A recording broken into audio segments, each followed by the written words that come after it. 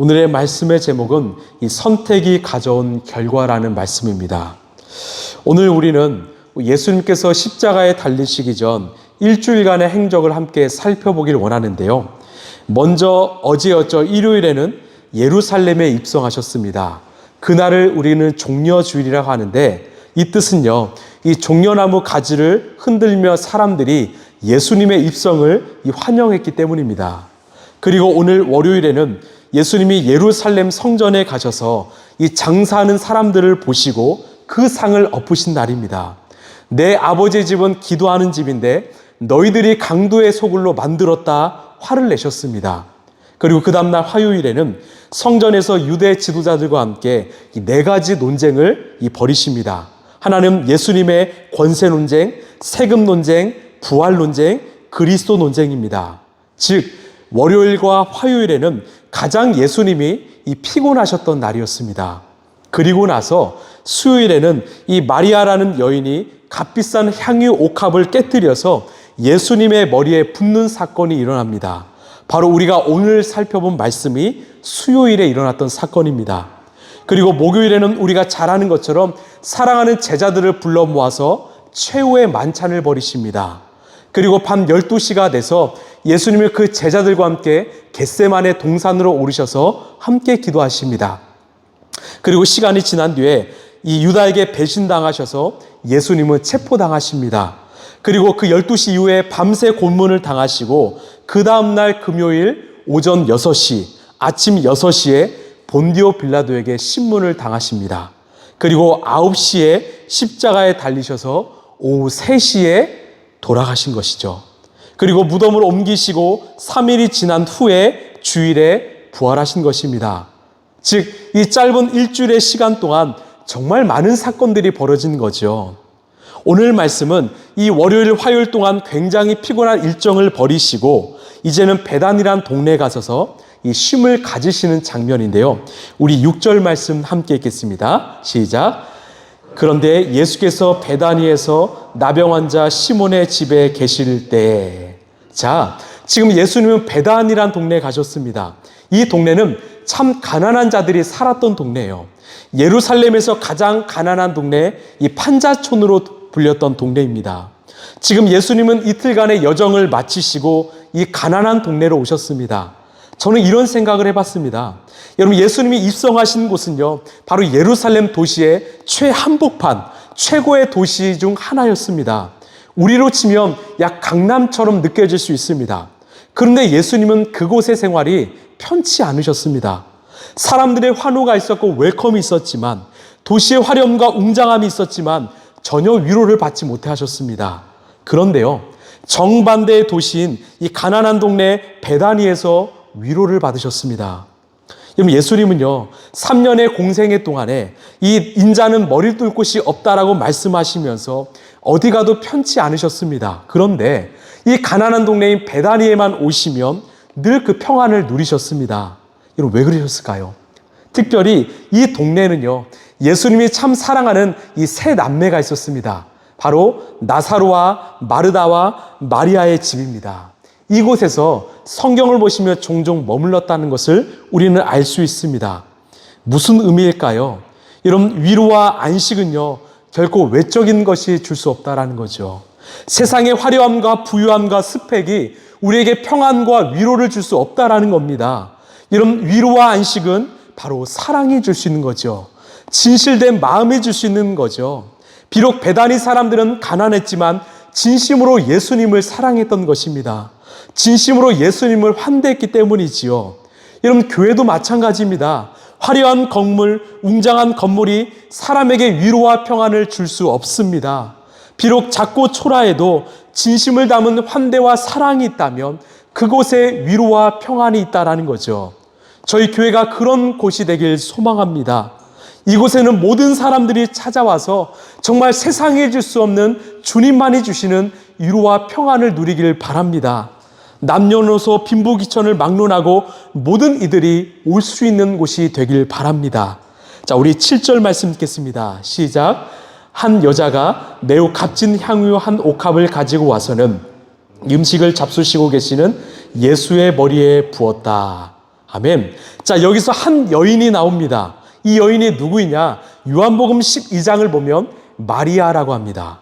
이 마리아는 나사로와 마르다의 동생입니다. 여러분, 마리아는 어떤 인물일까요? 바로 언니인 마르다와는 완전히 대조적인 인물입니다. 언니 마르다는요, 굉장히 주도적인 인물이에요.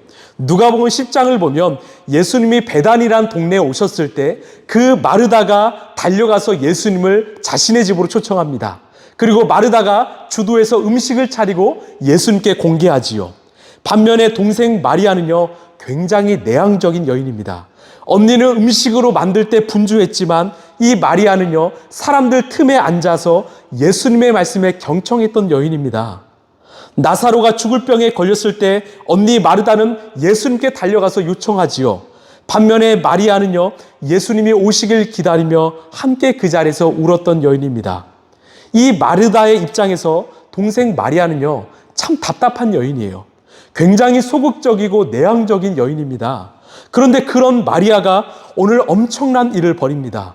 아주 용기 있는 행동을 하는데요. 우리 7절을 보시면 한 여자가 매우 값진 향유 한 옥합을 가지고 와서는 음식을 잡수시고 계시는 예수의 머리에 부었다라고 말합니다. 여러분, 이 장면 한번 상상해 볼까요? 지금 예수님은요, 베다니에 많은 사람들과 함께 맛있는 음식을 드시고 계십니다. 분명 이 음식도 이 마르다가 준비했을 것입니다. 그런데요, 갑자기 동생 마리아가 나타나서 매우 값진 비싼 향후 옥합을 가지고 와서 맛있게 식사하시는 예수님의 머리에 붓는 거예요. 그럼 이 장면이 그려지십니까? 식사를 마치신 것도 아니고 식사를 드시고 계시는 예수님께 다가가서 냅다 향유를 부어버리는 것이죠. 그럼 이 장면을 목격한 사람들은 어땠을까요? 아마 그 베달이라는 가난한 동네에 예수님이 오셨기 때문에 많은 사람들이 모였을 겁니다. 모두가 그 장면을 주목했을 것입니다. 그렇다면 그 주변 사람들의 이 반응은 어떠했는가? 특별히 제자들의 반응은 어떠했는가? 이게 참 중요합니다. 우리 8절, 9절 말씀 함께 읽겠습니다. 시작. 그런데 제자들이 이것을 보고 분개하여 말하였다. 왜 이렇게 낭비하는 거요? 이 향유를 비싼 값에 팔아서 가난한 사람들에게 줄 수 있었을 텐데요. 자, 뭐라고 하냐? 왜 이렇게 낭비하는가? 오히려 이것을 팔면 가난한 사람 더 도울 수 있는데 분개했다라고 합니다. 화를 냈다라는 거죠. 치밀어 올랐다라는 거죠. 이런 왜 제자들이 이런 반응을 보였을까요? 이 향유의 금액이요, 요한복음 12장을 보면 약 300데나리온이라고 합니다. 이 1데나리온은 이 노동자 하루의 품삯입니다. 그래서 300데나리온은 약 1년치 연봉이에요. 우리나라로 환산해 보면 약 3천만 원 정도 됩니다. 이 가난한 동네인 베다니에서 그 금액은 엄청난 금액이죠. 이 큰 금액의 향유를 한꺼번에 부은 것입니다. 그래서 8절은 그 제자들이 그 광경을 보고 화를 냈다라고 합니다. 저는요, 오늘 우리가 이 장면에 우리가 주목했으면 좋겠습니다. 여러분, 왜 제자들이 화를 냈을까요? 차라리 그 향유를 예수님께 붓지 말라고 이 가난한 사람에게 도우라고 말했습니다. 여러분, 제자들이 왜 그랬을까요? 저는요, 이 제자들의 마음의 중심을 봅니다. 제자들이 보기에는요, 예수님은 그런 헌신의 가치를 받을 만한 분이 아니라고 여겼던 것입니다. 예수님 참 대단해. 예수님 참 멋져. 그런데 그 정도는 아니야. 예수님이 놀라운 분이지, 대단한 분인지, 그런데 그 정도는 아니야. 이런 만약에요, 내가 예수님을 진심으로 사랑하고 예수님을 가치 있게 여겼다면 오히려 향유를 본 그 마리아에게 감사함을 표했겠지요. 나에게는 그런 큰 금액도 없고 이런 향유도 없는데 참 큰 용기를 내준 마리아에게 감사함을 표했겠죠. 그게 제자들의 도리이죠. 그런데 제자들은 그 예수님을 그렇게 가까이 있지만 그런 분으로 여기지 않았던 겁니다.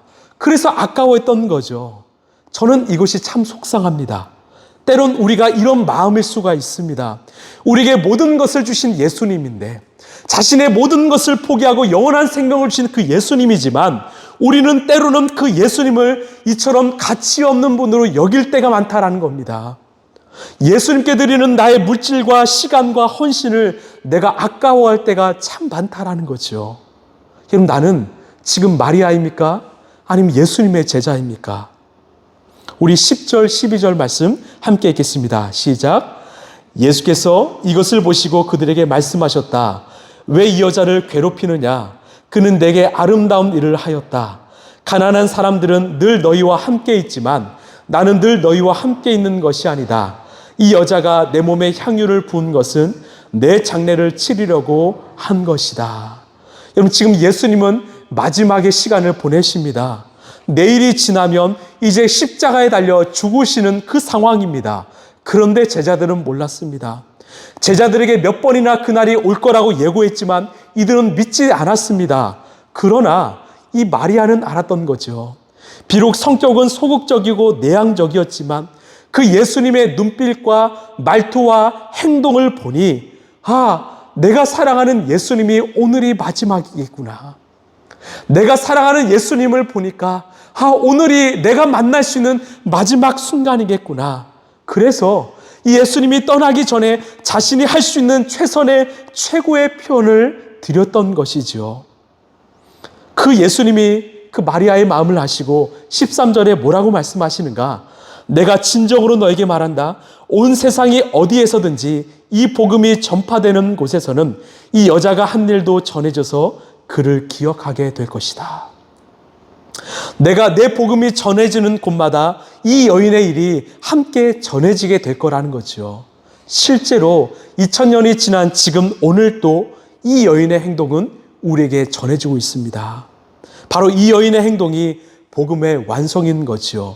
여러분, 복음의 완성이 무엇입니까? 나를 위해서 십자가 지신 그 예수님께 내가 헌신하는 삶입니다. 나를 위해서 모든 것을 내어주신 그 예수님께 나도 역시 모든 것을 내어주는 것입니다. 결국 예수님의 그 십자가의 헌신과 이 여인의 삶의 헌신이 만났을 때 진짜 복음은 완성될 수 있다는 거죠. 여러분, 우리도 마찬가지입니다. 나의 헌신과 나의 노력 없이 나는 예수님께 복만 바라진 않는가? 그것은 복음이 완성이 아니라는 거지요. 오늘 또 나를 위해서 십자가 지신 그 예수님께 감사하며 나도 기꺼이 그분을 위해서 십자가를 지는 삶, 헌신하는 삶이 복음의 완성이고 가장 아름다운 복음인 것입니다. 그런데 오늘 성경은 이렇게 아름답게 이 메시지를 끝맺지 않습니다. 이 마리아와는 정반대 삶을 우리에게 보여주면서 대비하는데요.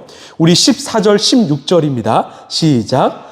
그때 12제자 가운데 하나인 가룟 유다 사람 유다라는 자가 대제사장들에게 가서 이렇게 말하였다. 내가 예수를 여러분에게 넘겨주면 여러분은 내게 무엇을 주실 작정입니까? 그들은 유다에게 은돈 30립을 셈하여 주었다. 그때부터 유다는 예수를 넘겨주려고 기회를 노리고 있었다. 지금 어떤 상황이냐면 지금 12제자 중에 오직 가룟 유다만이 예수님이 죽으실 것을 알았던 거지요. 사실 사복음서를 보면요, 예수님이 제자들에게 무려 3번이나 내가 죽을 것을 말씀하십니다. 마태복음 16장, 17장, 20장에서 계속해서 인자는 죽을 거라고 예고하셨습니다. 그런데 11명의 제자는 그 말씀에 귀 기울이지 않았습니다. 오직 가룟 유다만이 이 이야기에 귀를 기울였던 거죠. 그는 알았습니다. 그러나 그가 선택한 것은 마리아처럼 예수님께 자신의 전부를 드리는 헌신이 아니라 바로 다른 주인을 찾는 배신이었습니다. 제가 오늘 여러분들에게 말씀드리고 싶은 것은 무엇일까요? 여러분, 이 시대의 많은 사람들은 나의 미래를 알고 싶어 합니다. 나의 앞날을 궁금해합니다. 그래서 세상 사람들은 내 미래를 알기 위해서 무당을 찾아가서 점을 봅니다. 그런데요, 내 미래를 안다고 한들 그게 무슨 소용일까요? 우리가 미래를 안다고 해서 그 알미 우리를 바른 길로 이끌어준다는 것이 아니란 겁니다. 중요한 것은 미래를 아는 것보다 바로 올바른 선택이라는 거죠. 올바른 나의 선택이 더 중요합니다. 여러분, 내가 어떻게 해야 그 선택의 기로에서 올바른 선택을 할 수 있을까요? 답은 분명합니다. 내 안에 예수님으로 가득 차 있어야 합니다. 내 안에 예수님이 충만해야 합니다. 그러면 나는 예수님의 마음과 예수님의 시선으로 그 선택의 기로에서 바른 선택을 할 수 있다는 거죠. 지금 마리아의 마음에는 예수님으로 충만했습니다. 그래서 돈이 아니라 예수님을 선택했고요. 가룟 유다의 마음에는 세상으로 충만했습니다. 그래서 예수가 아니라 돈을 택한 거지요. 그 선택이 너무나 다른 인생의 결과를 우리에게 보여주는 겁니다. 한 여인은 복음의 완성이 되었고요. 한 남성은 멸망의 표본이 되었습니다. 여러분, 우리가 기도할 때 내 미래를 알게 해달라고 기도하지 않았으면 좋겠습니다. 오히려 내 미래의 주인이신 예수님을 더 많이 알게 해달라고 기도했으면 좋겠습니다. 내 미래가 어떻게 펼쳐질지 기도하지 마시고 그 미래마저 주관하시고 다스리시는 그 예수님과의 관계가 더 깊어지길 기도하시길 바랍니다. 여러분, 결국 복은 예수님이지요. 예수님과 함께하면 그 인생은 무엇이든지 성공이지요. 예수님과 함께 걷는 그 길이 내 인생의 최고와 최선의 길입니다. 마리아도요, 가룟 유다도 자신의 미래를 알았지만 그들이 선택한 결과가 어떻게 찾아올지는 알지 못했습니다. 마리아의 헌신이 복음의 완성이 되었지만 가룟 유다의 배신은 영원한 멸망이 될 줄로 몰랐던 것입니다. 말씀을 마무리합니다.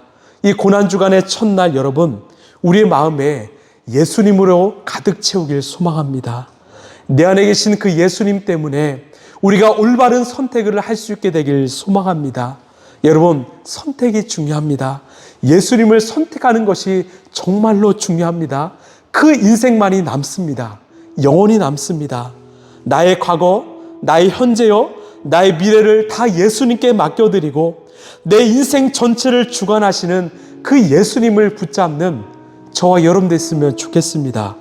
마리아처럼 예수님을 더 많이 따르고 예수님께 헌신함으로 정말 우리의 인생이 복음의 완성이 되길 소망합니다. 그래서 정말 예수님을 붙잡고 예수님께 더 많이 기도하는 저와 여러분 되길 간절히 소망합니다.